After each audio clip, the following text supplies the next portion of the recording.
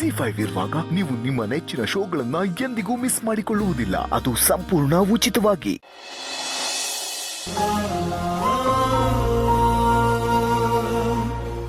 ಅಕ್ಕ ಹೇಳು ಚೆಲ್ವಿ. ಅದು ನಮ್ಮಿಂದ ನಿಮ್ಗೆ ಏನಾರ ಬೇಜಾರಾಗಿದ್ರೆ ಕ್ಷಮಿಸ್ಬಿಡಿ. ನಿನ್ನಿಂದ ನನಗೆ ಬೇಜಾರ? ಯಾಕಾಗಿ ಹೇಳ್ತಿದ್ಯಾ? ಸಂತೋಷ್ ಭಾವನಾ ಅಕ್ಕನ ವಿಚಾರಕ್ಕೆ ನಿಮಗೆ ಹೊಡೆದಿದ್ದು ಬೈದಿದ್ದು ಕೇಳಿ ತುಂಬ ಬೇಜಾರಾಯಿತು. ನನ್ನ ವೆಂಕಿ ವಿಚಾರಕ್ಕೂ ನಿಮ್ಗೆ ಹಂಗೆ ಅಂದಿರ್ಬೋದು ಅಂತ ಅನ್ನಿಸ್ತೈತೆ. ಅದಕ್ಕೆ ಹಾಗೆಲ್ಲ ಏನೂ ಇಲ್ಲ ಚೆಲ್ವಿ. ನಮ್ಮನೆಯವ್ರು ಇರೋದೇ ಹಾಗೆ. ನಿನಗೆ ಇದೆಲ್ಲ ಹೊಸ್ತಲ್ವಾ, ಅದಕ್ಕೆ ಹೀಗೆ ಅನ್ನಿಸ್ತಿದೆ. ಹೋಗ್ತಾ ಹೋಗ್ತಾ ನಿನಗೂ ಅಭ್ಯಾಸ ಆಗುತ್ತೆ. ಪಾಪ ಅಕ್ಕ, ನೀವು ಈ ಮನೇಲಿ ಎಲ್ರ ಬಗ್ಗೆನೂ ಯೋಚನೆ ಮಾಡ್ತೀರಾ. ಯಾರಿಗೇನು ಬೇಕು ಏನು ಬೇಡ ಎಲ್ಲ ನಿಮಗೆ ಗೊತ್ತು. ಈ ಮನೆಯಾಗ ಯಾರೇನು ಅಂದ್ಕೊಂಡ್ರೋ ನೀವು ನೊಂದ್ಕೋತೀರ. ನಿಮ್ಮ ಮನ್ಸಿಗೆ ನೋವಾದರೆ ಅದನ್ನು ಸಹಿಸ್ಕೊಳಕ್ಕಾಗಕ್ಕಿಲ್ಲ ಅಕ್ಕ. ಏನು ಮಾಡೋಕ್ಕಾಗತ್ತೆ ಚೆಲ್ವಿ? ಬದುಕಲ್ಲಿ ಕೆಲವೊಂದು ಹೊಂದಾಣಿಕೆಗಳನ್ನ ಮಾಡಿಕೊಂಡ್ರೆ ಮಾತ್ರ ಸಂಬಂಧಗಳನ್ನ ಉಳಿಸ್ಕೊಳ್ಳೋದಕ್ಕಾಗತ್ತೆ. ಆದರೆ ಆ ಹೊಂದಾಣಿಕೆಗೋಸ್ಕರ ಎಷ್ಟೋ ಸಲ ನಮ್ಮ ವೈಯಕ್ತಿಕ ಖುಷಿನ ಬಲಿ ಕೊಡಬೇಕಾಗತ್ತೆ. ನಮ್ಮ ಇಷ್ಟ ಕಷ್ಟಗಳನ್ನ ಪಕ್ಕಕ್ಕಿಡಬೇಕಾಗತ್ತೆ. ನಮ್ಮ ಬೇಕು ಬೇಡಗಳನ್ನು ಲೆಕ್ಕಕ್ಕೆ ತಗೊಳ್ಳದೇ ಇರಬೇಕಾಗತ್ತೆ. ಆದರೆ ಏನೂ ಮಾಡೋಕ್ಕಾಗಲ್ಲ. ನನ್ನ ಮನೆ, ನನ್ನ ಕುಟುಂಬ, ನನ್ನ ಸಂಬಂಧ ಅಂತ ಬಂದಾಗ ಅನುಸರಿಸ್ಕೊಂಡು ಹೋಗೋದು ಅನಿವಾರ್ಯ ಆಗುತ್ತೆ. ನಿಜ ಅಕ್ಕ, ನಂಗೆ ಕೆಲವು ಸಲ ಅನಿಸ್ತದೆ ನೀವು ಎಷ್ಟು ಒಳ್ಳೆಯವರು, ನೀವೆಲ್ಲರೂ ಎಷ್ಟು ಪ್ರೀತಿಯಿಂದ ಮಾತಾಡಿಸ್ತೀರಾ. ಆದರೆ ಈ ಮನೆ ಕೆಲವರು ನಿಮ್ಮನ್ನು ಸರಿಯಾಗಿ ಮಾತಾಡ್ಸೋಕ್ಕೇ ಇಲ್ಲ. ಅದು ಇನ್ನೂ ಬೇಜಾರಾಯ್ತದೆ. ಅದಕ್ಕೆ ಅಲ್ವಾ ಚೆಲ್ವಿ ಇದನ್ನು ಸಂಸಾರ ಸಾಗರ ಅಂತ ಕರೆಯೋದು.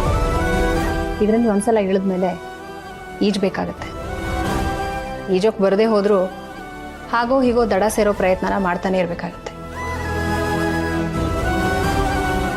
ತಲೆ ಕೆಡಿಸ್ಕೊಬೇಡ.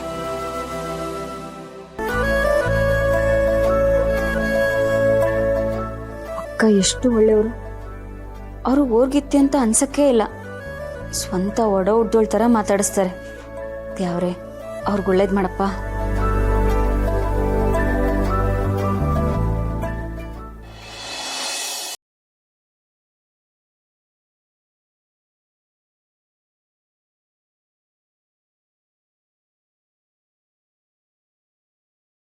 ಅವ್ರ ಮನ್ಸಿಗೆ ಎಷ್ಟು ನೋವಾಗದೆ ಅಂತ ಇದರಲ್ಲೇ ಗೊತ್ತಾಯ್ತದೆ. ಹೌದು ಕಲ, ಅವ್ರ ಮನೇಲಿ ಯಾರಿಗೂ ವಿಷಯ ಗೊತ್ತಾಗಿ ಬಾಯಿಗೆ ಬಂದಂಗೆ ಬೈದ್ರಂತೆ. ಅದರಿಂದನೇ ಈ ಥರ ಮಾಡ್ಕೋಗೋರೆ. ಗೌಡ್ರೆ, ಇನ್ ಸುಮ್ಕಿದ್ರ ಹಾಕಿಲ್ಲ, ಏನಾರ ಮಾಡಲೇಬೇಕು ನೀವು. ನನಗೂ ಗೊತ್ತದೆ ನಿಮ್ಮ ಟೆನ್ಷನ್ ಏನು ಅಂತ. ಒಂದ್ ಕಡೆ ಅತ್ತಿಗೆ ಟೆನ್ಷನ್, ಒಂದ್ ಕಡೆ ಪೂರ್ವಿ ಟೆನ್ಷನ್. ಇಬ್ಬರು ನಡುವೆ ತಗ್ಲಾಕೊಂಡು ಏನ್ ಮಾಡ್ಬೇಕು ನಿಮ್ಗೆ ಅಂತ ಗೊತ್ತಾಯ್ತಿಲ್ಲ ಅಂತ ನನಗೂ ಗೊತ್ತದೆ. ಆದ್ರೆ ಏನು ಮಾಡಕ್ಕಿಲ್ಲ. ಇವಾಗೇನೋ ನೀವು ಅತ್ತಿಗೆ ತಾಳಿ ತೆಗಿಯೋದನ್ನ ತಡೆದಿರ್ಬೋದು, ಆದ್ರೆ ಮುಂದೆ ಅತ್ತಿಗೆ ತಾಳಿ ತೆಗಿಯಲ್ಲ ಅಂತ ಏನ್ ಗ್ಯಾರಂಟಿ? ನೋಡಿ ಗೌಡ್ರೆ, ಅತ್ತಿಗೆ ಕುತ್ತಿಗೆಯಲ್ಲಿ ತಾಳಿ ಇರೋವರೆಗೂ ಅಷ್ಟೇ ನೀವು ಗಣ್ಣಾಗಿರ್ತೀರಿ. ಒಂದಪ್ಪ ಅವ್ರು ಕೆಟ್ಟ ನಿರ್ಧಾರ ಮಾಡಿ ತಾಳಿ ತೆಗೆದ್ರು ನಿಮ್ಗೂ ಅವ್ರಿಗೂ ಯಾವುದೇ ರೀತಿ ಸಂಬಂಧ ಇರಕ್ಕಿಲ್ಲ. ತಿಳ್ಕೊಳ್ಳಿ. ಏನಾರ ಮಾಡಿ ಪ್ಲೀಸ್. ನಾನು ಅದನ್ನೇ ಯೋಚನೆ ಮಾಡ್ತೇವನಿ ಕಲ, ಆದ್ರೆ ಏನ್ ಮಾಡ್ಬೇಕು ಅಂತ ಗೊತ್ತಾಯ್ತಲ್ಲ. ಈ ವಿಷಯ ಗೊತ್ತಾದ್ರೆ ಎರಡು ಮನೆಗಳ ಸಂಬಂಧ ಎಲ್ಲ ಹಾಳಾಯ್ತದೋ ಅನ್ನೋ ಯೋಚನೆ ಬೇರೆ. ಗೌಡ್ರೆ, ಒಂದ್ ಪಡ್ಕೋಬೇಕು ಅಂದ್ರೆ ಒಂದ್ ಕಳ್ಕೊಳ್ಳೇಬೇಕು. ಹಂಗ ಅನ್ಬಿಟ್ಟು ಪ್ರೀತಿಗೋಸ್ಕರ ತಪ್ಪ ಅವನ್ನ ದೂರ ಮಾಡ್ಕೊಳ್ಳಿ ಅಂತ ನಾ ಹೇಳ್ತಾ ಇಲ್ಲ. ಮೊದಲು ವಿಷಯನ ಅಕ್ಕಿ ಹತ್ರ ಹೇಳ್ಕೊಳ್ಳಿ, ಆಮ್ಯಾಕ್ ಮನೆಯವ್ರನ್ನ ಸಮಾಧಾನ ಮಾಡಿದ್ರೆ ಆಯ್ತು. ಏನು ಮೊದ್ಲು 4 ಮಾತು ಬೈತಾರೆ, ಹಂಗ ಅನ್ಬಿಟ್ಟು ಶಾಶ್ವತವಾಗಿ ದೂರ ತಳ್ಳಕ್ಕಾಯ್ತದ? ನೋಡಿ, ನೀವೇನ್ ಮಾತಾಡಬೇಕು, ಹೆಂಗ್ ಒಪ್ಪಿಸ್ಬೇಕು ಅನ್ನೋ ನಿರ್ಧಾರ ನಿಮ್ ಕೈಲಿ ಐತೆ. ಏನ್ ಮಾಡ್ತಿರೋ ಮಾಡ್ರಿ.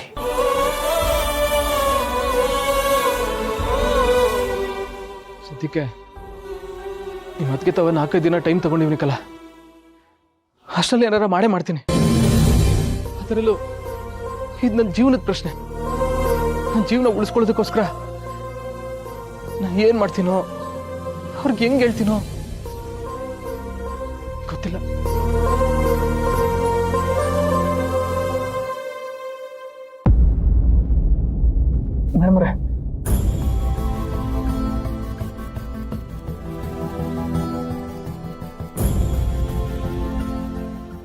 ಮೇಡಮ್ರೆ, ನಿಮ್ಗೆಷ್ಟು ಬೇಜಾರಾಗದೆ ಅಂತ ನಂಗೆ ಗೊತ್ತು. ಆದರೂ ನೀವು ಹಿಂಗಿರೋದನ್ನ ನನ್ನ ಕೈಲಿ ನೋಡೋಕ್ಕಾಯ್ತಿಲ್ಲ ಮೇಡಮ್ರೆ. ಇನ್ನು ಹೇಗಿರಲಿ ಸಿದ್ದು ಅವರೇ, ಪ್ರಾರ್ಥನೆ ಅನ್ನೋದು ಆತ್ಮ ಶುದ್ಧಿ ಮಾಡುತ್ತಂತೆ, ಮೌನ ಅನ್ನೋದು ಮನಸ್ಸನ್ನು ಶುದ್ಧಿ ಮಾಡುತ್ತಂತೆ.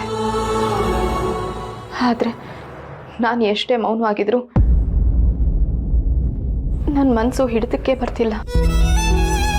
ಪ್ರತಿ ಕ್ಷಣ ಈ ತಾಳಿ ಕಟ್ಟಿದ ಯಾರು ಯಾರು ಅಂತ ಕೇಳ್ತಾನೆ ಇದೆ. ನಾನು ಇದಕ್ಕೆ ಏನು ಉತ್ತರ ಕೊಡ್ಲಿ? ಮೇಡಮ್ರೆ, ಈ ಸಮಯದಲ್ಲಿ ಆತರ ಪಡೋದು ಒಳ್ಳೇದಲ್ಲ. ಇಷ್ಟು ದಿನ ಕಾದಿದ್ರಲ್ವಾ, ಇನ್ನು 4-5 ದಿನ ಕಾಯಿರಿ. ನಿಮ್ಮ ತಾಳ್ಮೆಗೆ ಖಂಡಿತ ಪ್ರತಿಫಲ ಸಿಗ್ತದೆ.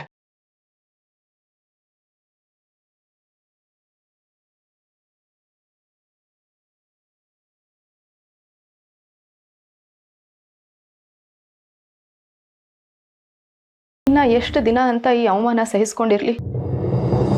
ತಾಳ್ಮೆ ಅನ್ನೋದು ನಮ್ಮ ಬಲಹೀನತೆ ಆಗಬಾರ್ದು ಅಲ್ವಾ? ನಂಗೆ ಅರ್ಥ ಆಯ್ತದೆ ಮೇಡಮ್ರೆ. ಆದರೆ ನೀವು ಎಲ್ಲಿ ತಾಳ್ಮೆ ಕಲ್ಕೊಂಡು ಏನು ಮಾಡ್ಕೊಂಡ್ಬಿಡ್ತೀರೋ ಅನ್ನೋ ಭಯ ಆಯ್ತದೆ. ನಿಮ್ಮ ದೇವಸ್ಥಾನದಿಂದ ಹೊರಟಾಗಿಂದ ಮುಂದೆ ಏನಾದದು ಅಂತ ಭಯದಿಂದ ನಿಮ್ಮನ್ನೊಂದ್ಸಲ ನೋಡ್ಕೊಂಡು ಹೋಗೋಣ ಅಂತ ಬಂದೆ.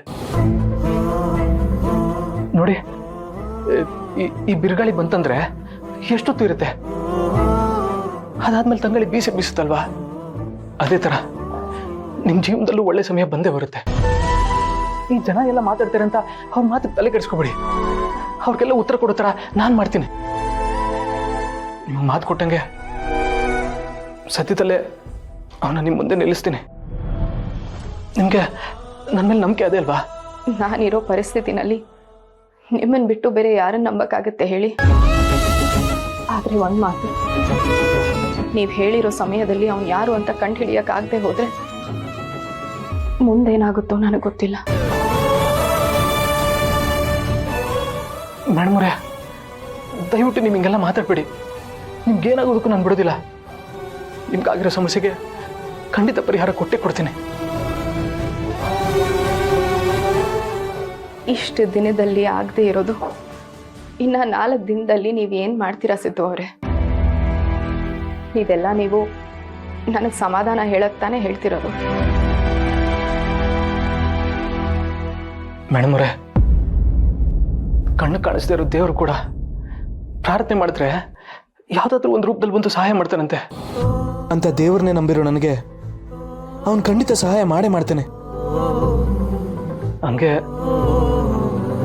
ನೀವು ನನ್ನ ಮೇಲೆ ಇಟ್ಟಿರೋ ನಂಬಿಕೆನ ಖಂಡಿತ ಉಳಿಸ್ಕೋತೀನಿ.